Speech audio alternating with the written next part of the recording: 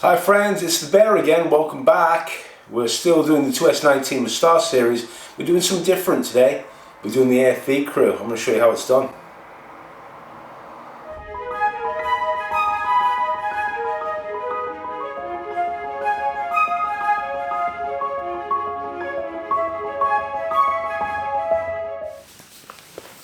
Okay, well, coming back.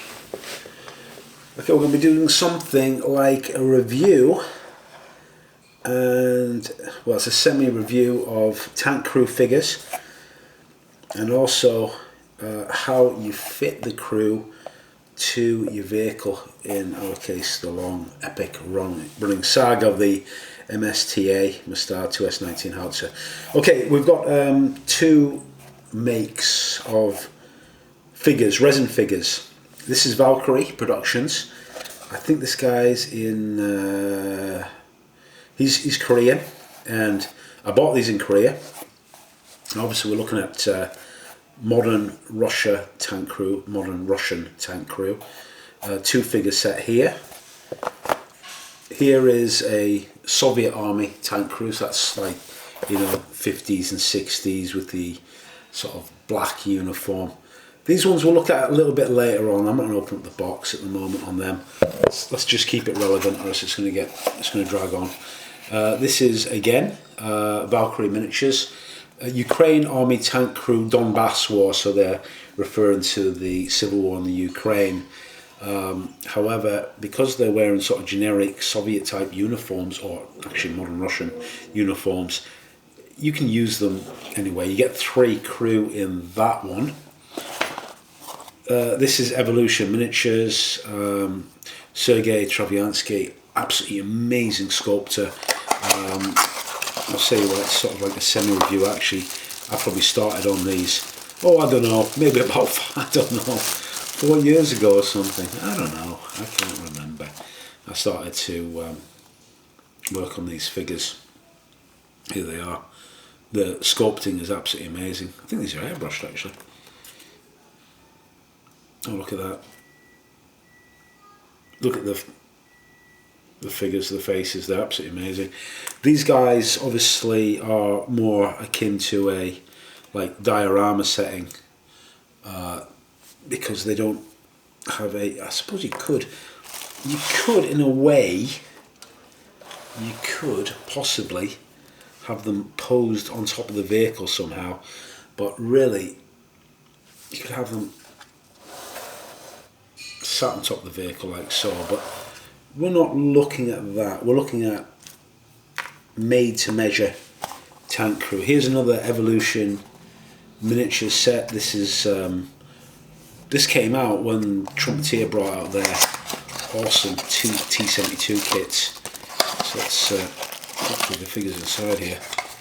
Yeah, I think they are. Okay, let's see what you get.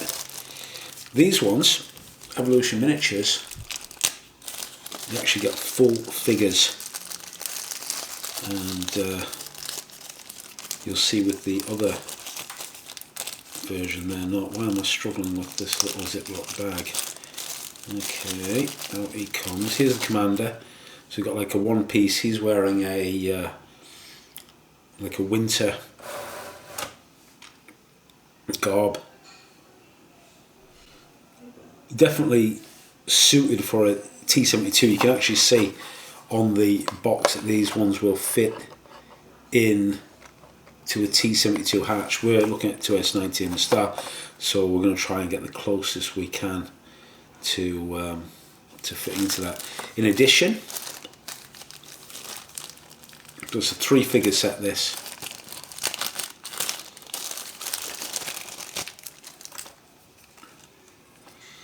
Oh, I don't even know if I built these or not. I can't actually tell if they. Yeah, it looks like I might have assembled them.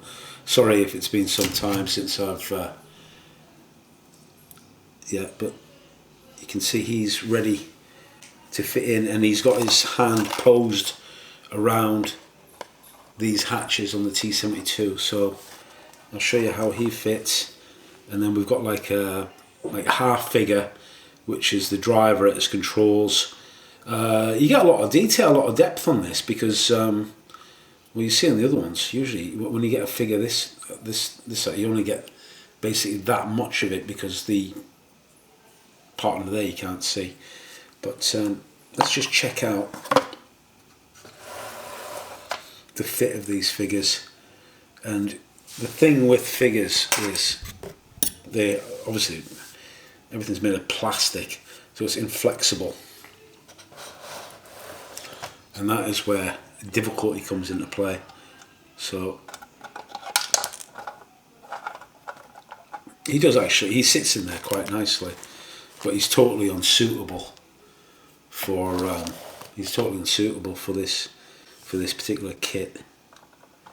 And what concerns me actually is these are the supplementary hatches here, and the commander's hatch is actually this one here at the front. So this is where your commander figure would really be sat. So that needs to be like so. And I think it's safe to say if we put him inside here like this, and then we have the hatch, it just doesn't work. You see what I mean? With his arm is on top of there, so that's not going to work. But regardless, like I said, it's a semi-figure review, and really these are awesome. And well, no problem. We've got T72s in the stash, so we will see these at a later date. I'll also mention that I'm sending some of these figures to my good friend Igor Gorichkin, amazing figure painter in Moscow. He's going to do the work on some of these for me, which is obviously a commission. And also I'm going to try and link down to his new company. He started a new company producing resin figures, so I want to give him a bit of a plug. They're fantasy figures, so not entirely relevant. Okay, so let's open up this next boxing. Let's get these out of the way. The next boxing is from Valkyrie Miniatures, and it's the modern Russian tank crew. See that they're inside a summer dress, and see it says T72, T90, T80, not include tank kit obviously, yeah. But again, the figures are posed in a very similar manner, with the arms actually on top or resting on the hatches. So let's have a look at these. Oh, first time I've seen this in white resin. Let's open up one of them. I think I'll take some photographs, possibly show you guys. Really nice sculpting again. Very nice. I wonder how we compare. Let's have a look. Okay, I'm just gonna. Let's keep the. I always think Evolution miniatures, they look a little bit big in some cases. Like if you know the company Tank that did, well, still does figures. Yeah, there is a bit of a. You'll see there's a notable sort of size difference. But then again, he's in summer uniform. He's in more of a winter, so that would add a bit of bulk to him. I'd say they're compatible anyways. You see the feet are the same size. They're basically the same physique and size, so definitely compatible. With the summer uniform on though, this might make them a little bit easier to fit into the turrets, and it actually does. Now bear that in mind. If you're a diorama guy, well, you probably know what you're doing, but I've seen mistakes where people have put a winter tank with the crew in summer uniform, so get that right. Let's have a look at some of the details on this set. This is a 2-figure set. So it's a commander and like a loader or something like that. I suppose we're interested really. Let's get these deep. Let's get the face out, the helmet, the head. Hopefully there's enough contrast to see the facial details. from here, it looks really, really good. Looks really good, really nice sculpt. Put it inside the box. So he's in a couple of pieces. His arms are separate. That allows a degree of mobility or manipulation or adoption to the vehicle, so you can, it's best off that you assemble them as they would be fitted inside a tank crew. Again, this guy's very, very similar. You know what I'm thinking? They're nearly the same body, aren't they? But there is a difference. Okay, final set with the Ukraine army tank crew, as I said. Doesn't really matter.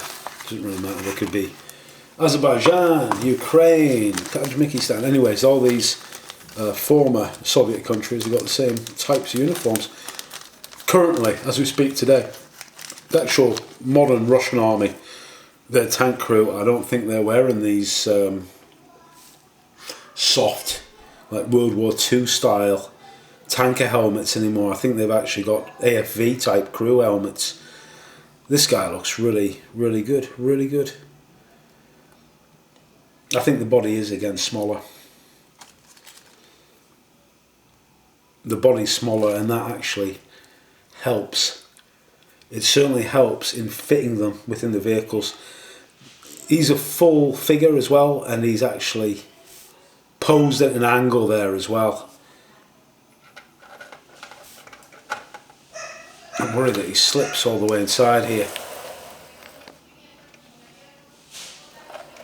What we need to do is work out the fit of these figures, how their arms correlate with the vehicle. If they don't look natural to the vehicle, the result will be shocking. It will just be El Soco. It will just look rubbish. You need hands to grab onto hatches. You need their asses to rest properly against the places where their butts are resting. So they typically need a bit of modification. Here's the driver figure, and this is what you typically get. You get a just like the very upper part of the torso, and then the driver's head. So to mount him, this will definitely fit perfectly within the driver's hatch. And the best way to do it is just make a little pedestal for him to be mounted. So he's a very suitable figure immediately. Okay, we just need to look at one other figure.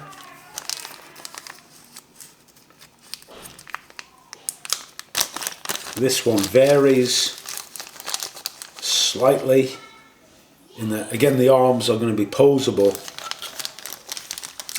but as you may have noticed, this guy is missing his feet, which doesn't really matter at all, does it, to be honest, because he's going to be posed inside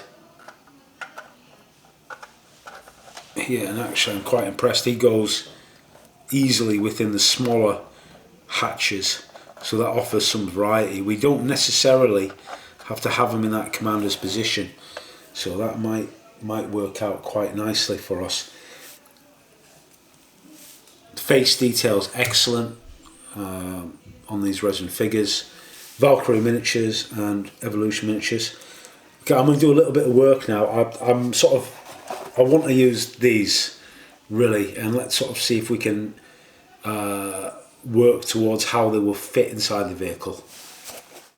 Okay, so very crudely placed in at the moment, but I think they have actually got the potential. All I've done is use some Patafix to check out how they fit in terms of their arms, if they can grasp around things. This one I'm a bit dubious about, and I'll tell you why. It's obvious that that figure there is this guy here. He's leaning out from the hatch as if he's leaning off, his body's leaning out, so it looks a bit weird. Well, you're not going to get them perfect, are you?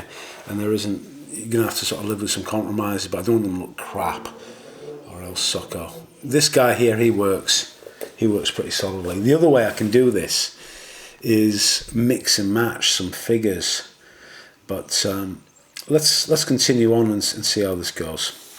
Yeah, so I just basically wasted a shitload of footage by filming everything in slow motion. So I better bring you up to date on what I did. Ah, Jesus. Right, okay. Basically, the figures were constructed. They were mounted to these bases. And I wanted to show you some things, but I missed half the footage. Okay. The priming was done with rattle can black Mr. Surfacer, and I did it all over. Then the next thing I was supposed to show you was airbrushing. And I wasn't showing you the actual airbrushing, but we will do this later on, I promise. So we shaded in black, and first of all I want a primer coat on these resin figures, or else it will be a devil of a job to paint them in acrylics. As we move on to the next step. So we wanted to primer down. We chose a dark primer, be it brown, be it black, be it grey. It does not really matter. But the next step sort of did. What we did, we got some flat white in our airbrush and we sprayed on top, like using the Zeninthal lighting method. Okay, you're gonna hear that term all over the internet with these figure painters, and also it comes in the color modulation theory as well. Eesh, Jesus. Anyways. The point here is to show that the figures are going to be painted in areas of highlight and shadow, and by basically aiming airbrush down with the white or a lighter colour, you can immediately identify the shaded areas underneath and the highlight areas on top. So that's what that is all about. It's kind of when I read about people doing this spraying dark and then white, I was a bit skeptical, but you can study the figure, you can see how the light falls on the figure more clearly, is the theory. I don't always do it, but I wanted to show you guys so you can get quite a clear sort of look at how these figures are in terms of their depth, which is excellent. This is why we're using resin figures, because they've got much more detail in them, especially like areas like the undercuts, etc. You can see at a micro level that there's detail that just simply is not rendered on plastic figures like this. However, we'll do plastic figures at a later date, I promise. Here are the three stooges, three heads. Same method applied again. And you'll even see that the faces have got this breakup already. You can see the highlight, you can see the dark. So let's get painting with these next. Sorry I effed up and lost all the footage beforehand. There really wasn't that much to show. If you're interested in this figure painting type stuff, we'll cover it a few times. I am not a figure painter. Check out Small Soldier for his excellent detailed work with oil paints. Honestly, it'll blow you away. Check out his Rommel bust. Anyways, let's get on with these. Okay, I should have explained this video is going to be of sort of limited assistance in painting figures. However, there are some great things out there for helping you to paint figures. And I look back, this is one of the first books I got on painting figures. It's by my friend Brett Avants, the US. Wow, he's a figure painter, he's a modeler, he's a great guy. Honestly, he's a really great guy. And this is out of production, this book.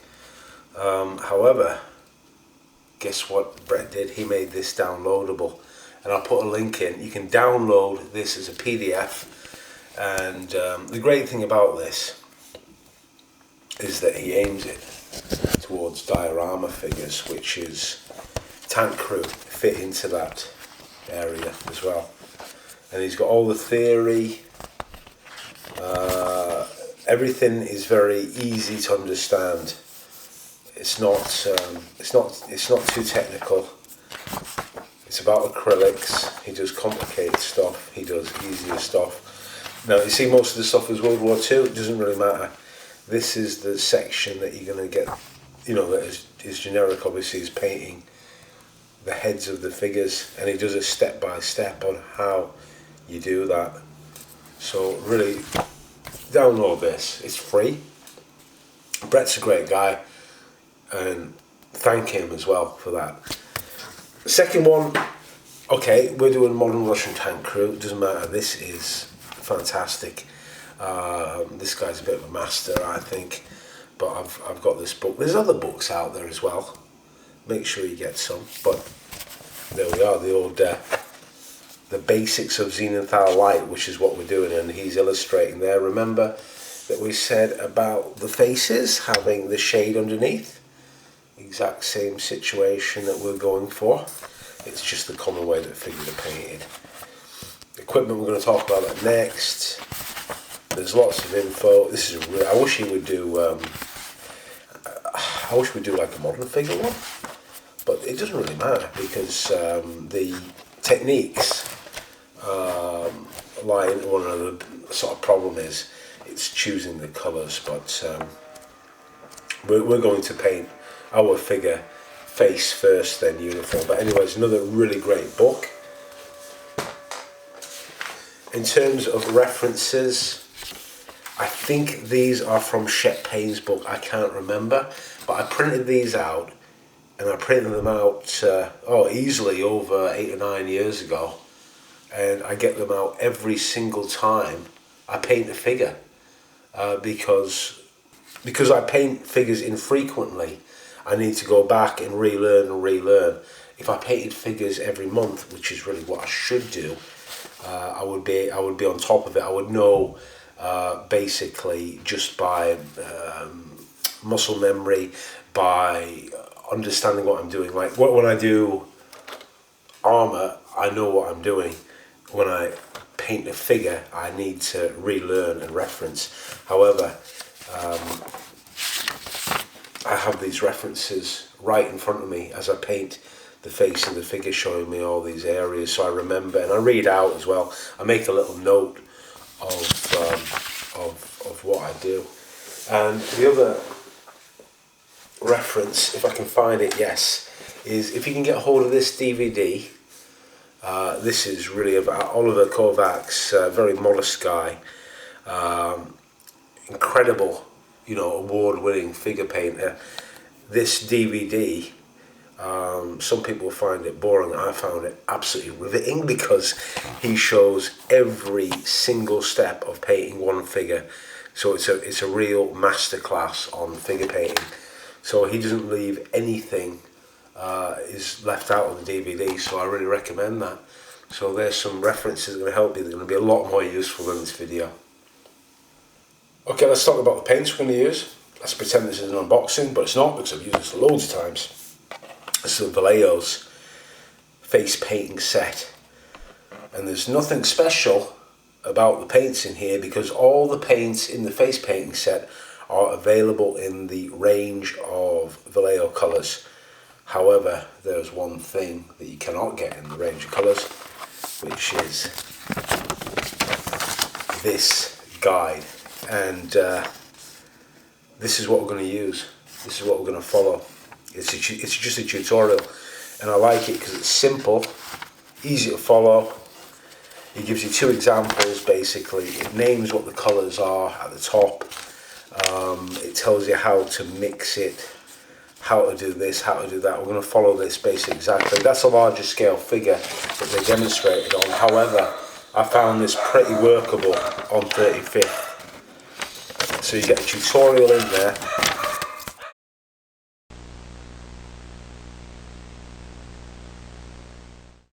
Right, before it's so rudely interrupted. Jesus, this place, honestly. Okay, you get 8 colours inside here, and what I found, the big difference between this facing paint set and others is that many of them just have flesh tones in it, that sort of pure flesh tones. This one contains some what you would call flesh tones, but it's interesting that don't be misled by something called dark flesh, sunny flesh, whatever, that's a good colour. The main difference here is that you've got the cadmium reds, you've got the black, obviously, black red, violet red. These are your shading colours to get that depth into the facial tones, to give it that warmth shade, and also of course the highlights as well. So that's why I really like this set. In terms of other things that we need, we'll be using water as our only solvent for the acrylic paints. We may be using this ivory as well. I think we probably will for the eyes. This smoke type wash, that can come in a bit handy. We'll see if we use that. We're going to use water to clean the brush. Also we want some thinner. I haven't got my thinner out. Thinner to clean the brush between places. I recommend some really good magnification. I use an Optivisor, and I'm going to be using this for the face. Brushes, you want the highest quality brushes you can get. Kolinsky Sable, certainly. I have Winsor & Newton Series 7 miniature brushes, zeros, ones and double zeros. Yeah, these are old. I mean, they are really old. Had these for about 5-6 years, but you can see they've still got their point. And I've got a brand new set here that I'll break into at some point. These will become armour chipping brushes. They're still that good afterwards. You might need a brush as well for applying some glazes as well. And the other thing we're going to do, we're going to be using wet palette. I'm going to show you that now. Okay, wet palette. Back in the day when I had money, I bought the Winsor & Newton wet palette. Don't buy it ever. It is absolute crap, okay? All you need is this Acrylic Pallete paper pour Pallete Acrylic, right? This is translucent paper. I don't know, I think it's called parchment paper. This is the only thing that's useful in the Winsor & Newton wet palette set. Do not buy it, it's junk. Instead, get yourself a appropriately sized Tupperware container, which costs about 1/5 the price of the Winsor & Newton bullshit, okay? So, all you need is a container, and the container has to have a lid, because we'll come on to that later. Some paper towel, some toilet paper, some snot rag. It doesn't really matter, basically. Something to hold moisture. So you bed that guy in there. You pour in your H2O, agua, water, vada, whatever. Right, okay. And the idea is this guy gets moist. That's all he has to be. He just needs to be moist. In fact, I might have overdone that. It does not matter. Don't worry about it. Okay, nice and wet. It's wet. It's wet. Okay, then translucent paper has two sides. They're identical, don't worry about it, okay? Put that guy in there. That is your wet palette. As simple as that, really. And you've got a lid. The lid comes into it to preserve your paints. Why are we using wet palette? Okay, right, we did all of our AFV stuff using oils. As you well know, when you get water on your hands, it dries pretty darn quickly. It's easy to remove. When you get oil on your hands, it's a lot more persistent. It stays there a lot longer.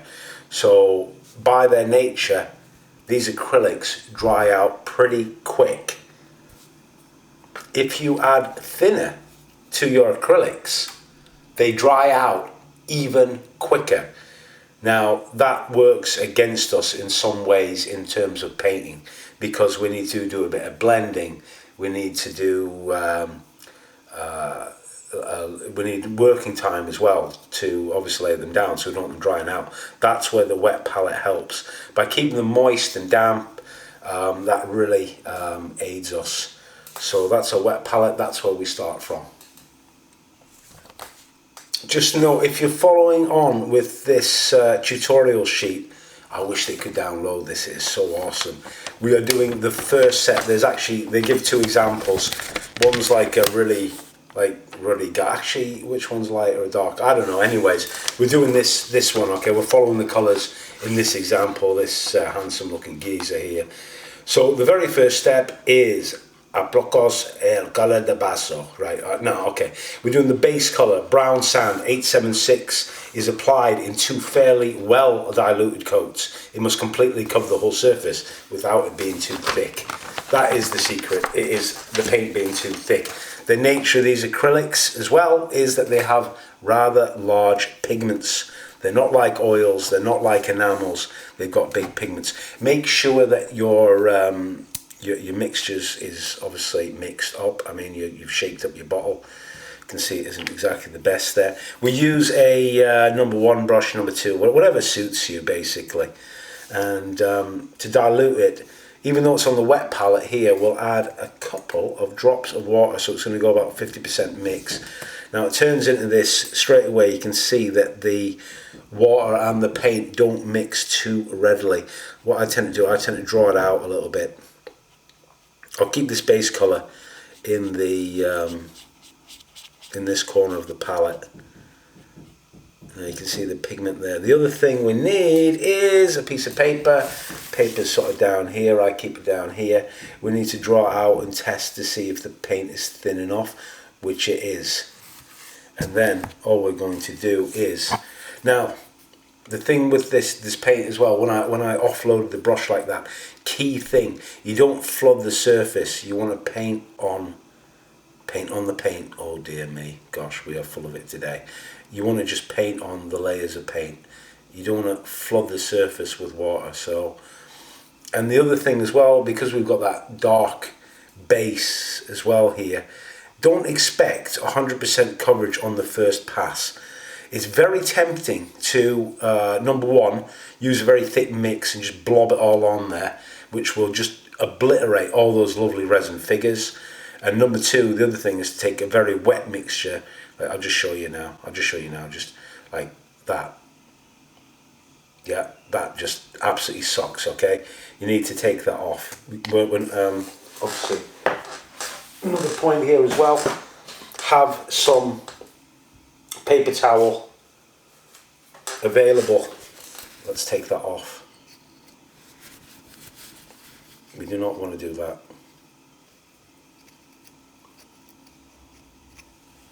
Don't do that, because what happens is the paint actually will clump in all the areas where it runs into the natural recesses. So I'm going to take all that out of there. Basically, I'm just showing you a bad example. So that is really, you see there's barely any paint laid down in there. So that guy, hopefully I haven't ruined the figure, but I'm just showing you what not to do. So again, get paint on the brush, offload the brush, and we'll take number 3 here, and all we do is just gently paint on the base coat. Expect to do, it says 2 or more layers, could take 3, could take 4 because of the dark nature of it. The secret here is don't go wet on wet with this, just let it dry and come back. Okay, instead of me showing you the whole damn thing, which will be repetitive, boring, and my videos, let's face it, there's a lot of me talking crap throughout. Let's just show you how that looks later on. Okay, there's the base coat on. First step. You know, when you immediately regret something, this is one of those cases. I was a bit lazy. I wanted to show you black and white method of like showing that shading, so I sprayed the black. If I had sprayed brown, a dark brown, this step would have been a lot easier because I've had to really fight that black to get lay down that base coat. And also it brings me to some memories of actually airbrushing a flesh colour down on the flesh parts instead of having to build up all these coats. Whenever you add a coat onto these very, very small areas, it's taking away the detail. Don't forget the flesh parts of the hands as well on the figures. Those have been nearly done. You can see there's still, I need to do a little bit on there, and make sure you get underneath as well. You need to move these figures all over the place when you're doing that. We're going to go to the second stage now.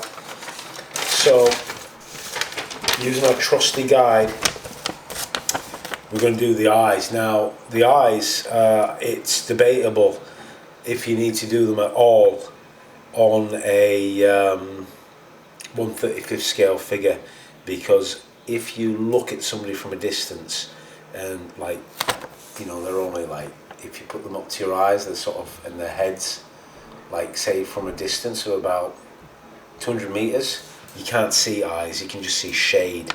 But we're going to do that anyways. All we're going to do, the secret here is to use off-white. So we use ivory, or ivory mixed with skin tone or light flesh, whatever. Anyways, don't do them pure white.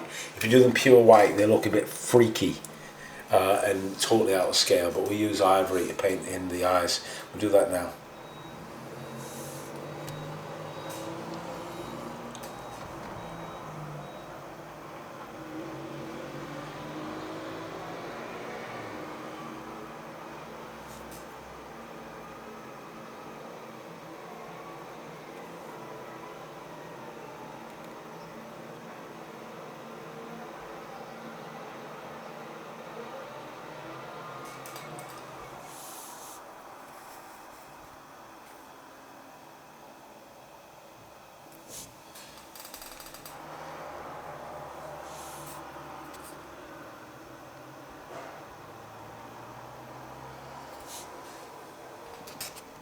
Okay, we're continuing stage 2 after we did the eyes. Like I said, that was an optional step. Just to tell you something, the pupil was made with black mixed with flesh. Not a big deal anyways. It doesn't look that great, it doesn't really matter, it's not important. More important is this, that we're going to define these shapes around here. The eyelids and wrinkles around the nose are outlined with the shadow colour, burnt cadmium red 814. The hair is painted black 950. So burnt cadmium red, and what it doesn't explain is that we have to apply that diluted, which is what we're doing with all these colours. And we're also swapping down the size of the brush as well. We're going down to, because the 35th scale figures, we're going down to this 00 actually, put in these shades. So burnt cadmium, make a little wash up here. Dilution's about, well, I'd say about 1:1, so the water to the, just make little washes here. And like it said, you're going to add in shadows now. We're going to go in shadows into the eyes, into the areas in the eyes. It doesn't need to be that accurate. It should act like a little bit like a wash. So let's do that now. There's the cadmium red, sort of that shading, first layer on. Didn't have to be that accurate, to be honest. Let's go on to the next part. We didn't do the hair. Okay, we can go straight to highlights now. The first 2 highlights applied in the most prominent parts of the face. The lighter they are, the less space they must cover to give a feeling of volume, and that's what that's illustrating there, that they've got the concentrations. So we need to refer to our references, in particular our face drawing, because what we're doing is hitting that, and that. The nose, all these areas, are going to draw out these shapes using using the highlight, and the highlight colour is the first light colour is basic skin tone. That's what we're going to use. We aren't going to go into like lots of blend, like different sort of blending, but we're just going to go straight to light flesh tone. Okay, that's the first highlight on there. We don't need to do too many because only 35th scale figures. They look a bit weird, like close up, but actually when you draw them back, let's pull all the way out, and they start to look about right. Obviously we need some intermediate tones there. Let's continue. The last thing we did was do a bit of a glazing of the lighter, like a mix between the ivory and the flesh tone. This is then basically completed in terms of the heads. I tell you what, they ain't going to win no figure painting competition, but in terms of AFV Crew, and bearing in mind you're going to see them at like normal viewing distance, these will be pretty fine. We might do a bit of an oil wash on them later on, or a light wash with some, we need to paint up all the tankers' helmets. We had to add a little bit of depth behind there, but that's basically it. The flesh of the hands has also been highlighted, and we add a little bit of depth on there. We'll probably add an oil wash into that, but that basically is the heads finished. I lied. I went back actually. I did a few more glazes of light and dark because the blends weren't really there. This is a professionally painted figure by Igor Gurichkin, a medal winner. And then there's my guys here. Look at how much more refined the painting is on a real professional figure versus what we're doing, just Diorama Crew. Just bear that in mind. Ours will not be sort of judged the same way, hopefully, but it's just a useful comparison for yourselves. Now let's get on with the actual painting of the uniforms. Okay, in terms of the uniform, surprise, surprise, they're going to get painted green. And I've got Model Air paints out here, a US light green and a Russian green. One's darker, one's lighter. That's all you need to know. The figures have been masked up with a bit of Patafix to cover the hands. And I'm going to airbrush them. I'm not going to show you that because all we're doing is a base coat. All I'm going to do is going to mix these together to vary the tones somewhat. But basically that's all we're doing. So I'll come back and show you what they look like when they're airbrushed. That was a 5-minute job. Well, it wasn't. It was about a 15-minute job. But you know what I mean? Compared to actual base painting the figures, that was really straightforward using the airbrush. And although I didn't show you, and I will in the future when I get more subscribers, the light green got sprayed downwards onto the figures from the top, and then the darker Russian green got sprayed up underneath. So look at that. Can you see that? We've already got shade and shadow areas already on the figures. We'll unmask the hands and see that it won't be perfect, but we can tidy that all up. And now it just makes me massively regret not base painting the faces before. I would have saved myself so much work and actually the result would have been better. But you know, live and learn. I mean, it's always a learning process, and I forgot that really because it's been that long since I've done figures. So we need to work on these tones now. We've got the also we probably want to do something different with the body armor, a brush paint that a different color, or else it's going to look a bit boring. So let's start that up pretty soon. No, I haven't got the editing sequence wrong. You know, sometimes you just need to sleep on it, and I did. And yeah, I wasn't happy with those figures at all. I was fighting against it all the way along. So they're back to the bare resin. Just use the leveling thinner.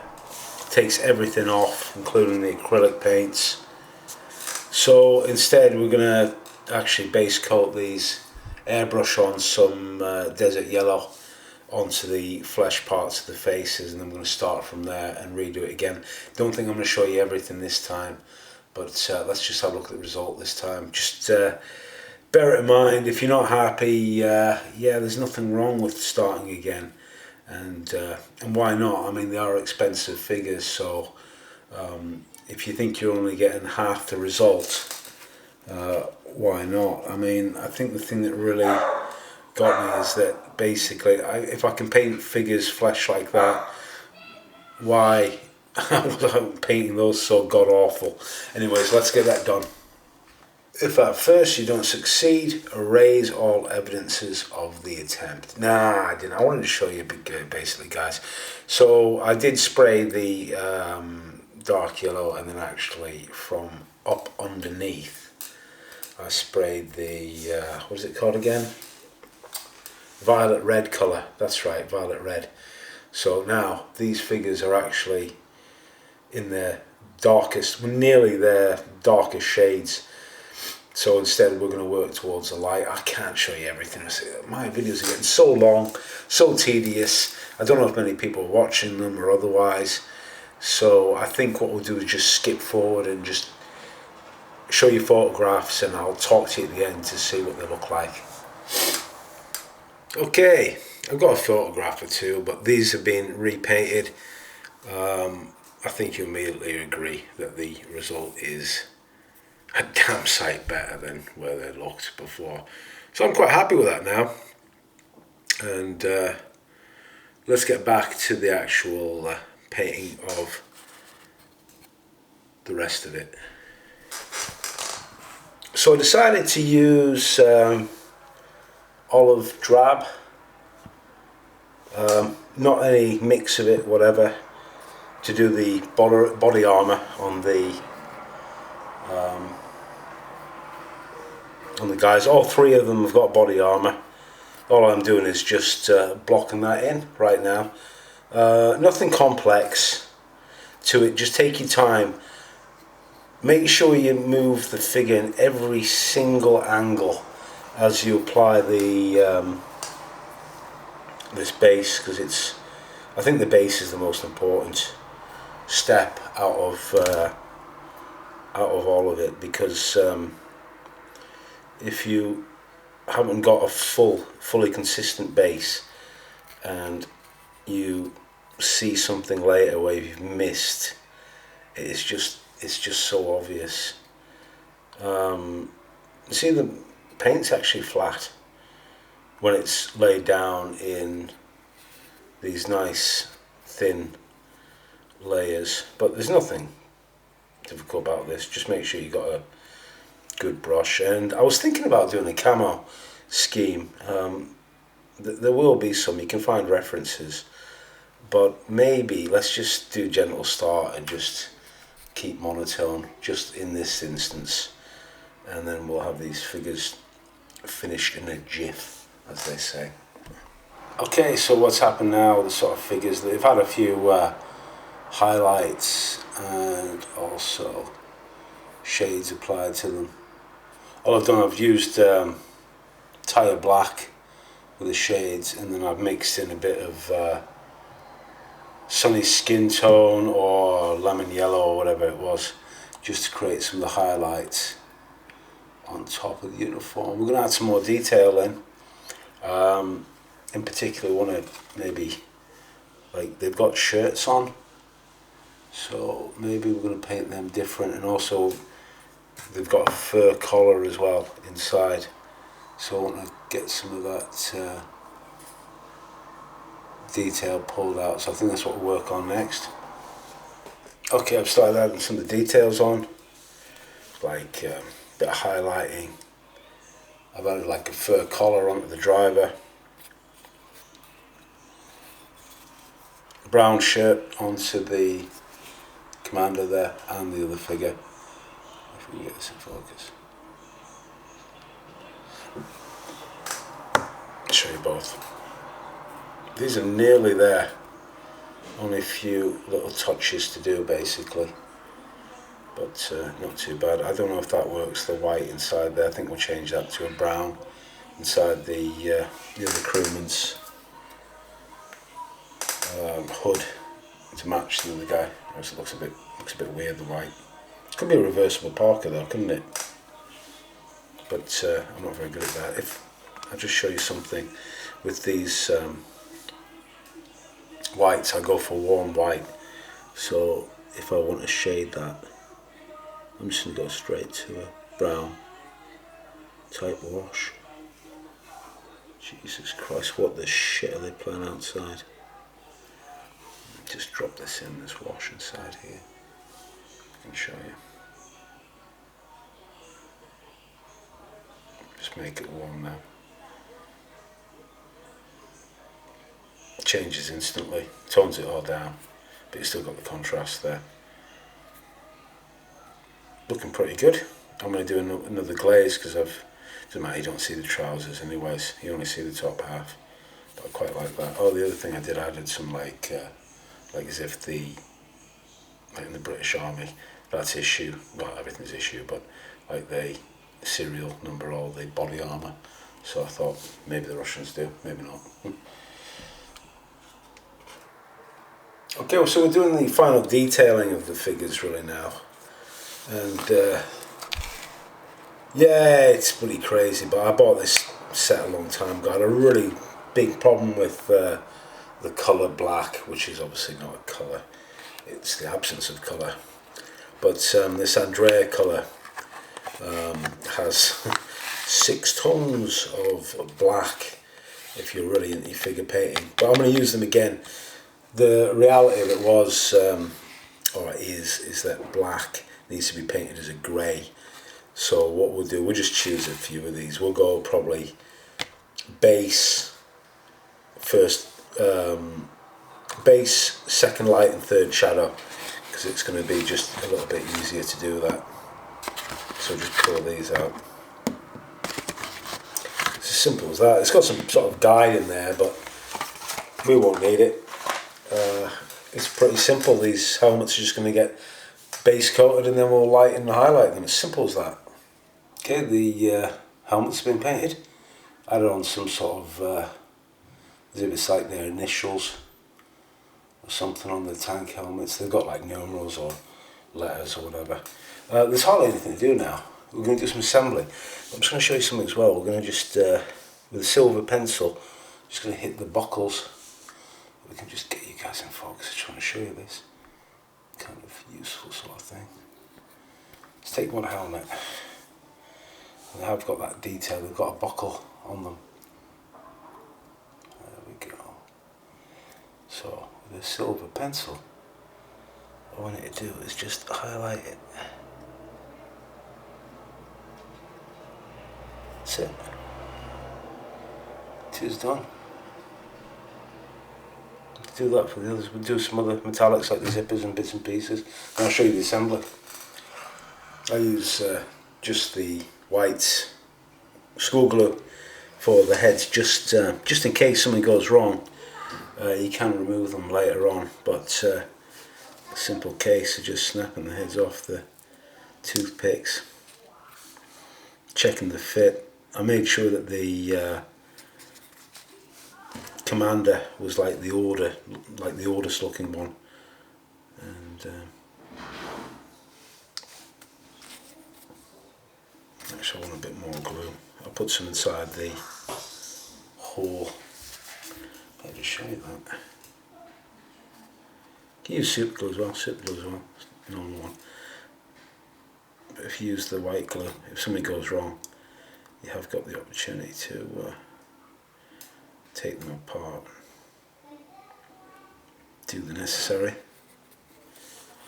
Okay, and then I've made the youngest guy the driver. I don't know why. Not necessarily the fact in the army you could have, like, obviously could have a young officer, couldn't you, as the commander, but I thought that this combo seemed to work quite well. There's one further stage we need to do. I'll talk about that in a minute, but let's just have a look at these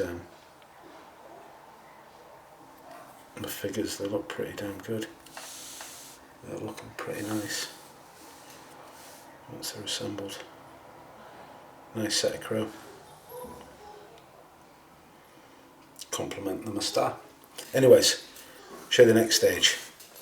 Okay, final step is, because these figures have actually, they've got different elements of reflectivity, especially the faces, because the faces got all these glazes and different layers. They are slightly glossy, and some of the what do you call them, wash, what's the figure name for wash? Oh gosh, what's it called again? Oh dear, glaze, that's right, the glazes are different, yeah. Different elements of reflectivity, so obviously we want to neutralise all that, and face of course is extremely matte when you look at one. So we're going to apply this Galleria matte varnish. I've been told it's really good, and we'll just go and apply that with the airbrush, and then have a look at the final result. Okay, flat coat's been applied. The figures are dead flat, exactly what I needed, exactly how all your figures should be. They should never have any gloss or sheen on them. and result is I'm going to call acceptable. That's it. Now the only thing that we need to do is make these guys fit into the tank, and in particular the driver figure, he needs like a pedestal so that he fits just like that. So we're going to work out the size of that pedestal, probably build out some sprue and make sure that looks right and fit him in, and then we'll check the fit of the guys inside the turret as well, and that will be everything. Okay, we just did the sort of last bit of test fitting, seeing how they look in place. Looking pretty good. This guy, the commander, though, sort of a bit doubtful about him. You can see that sort of strange angle he's had. The driver's in place now. I'll show you how I did that. Let's take this turret off first of all. And see, I've painted in some dark grey paint into that section there, because when you look down you don't want to see white plastic. But this guy here is just on a little stand pedestal I've made using a bit of styrene, and that's basically it. Now we'll get these figures in slightly more permanently. We use white glue to mount them in, but that's basically about it. Anyways, let's just wrap all that up. Maybe not the best video, I have to admit, but I tell you what, I'm working on it. We'll get a better one up for you guys that want to do some more AFV Crew. Anyways, best thing here is that next week will be the final video in the series. We're going to conclude the MSTA. Everything is going to be completed, everything. So thanks a lot for watching, and see you again.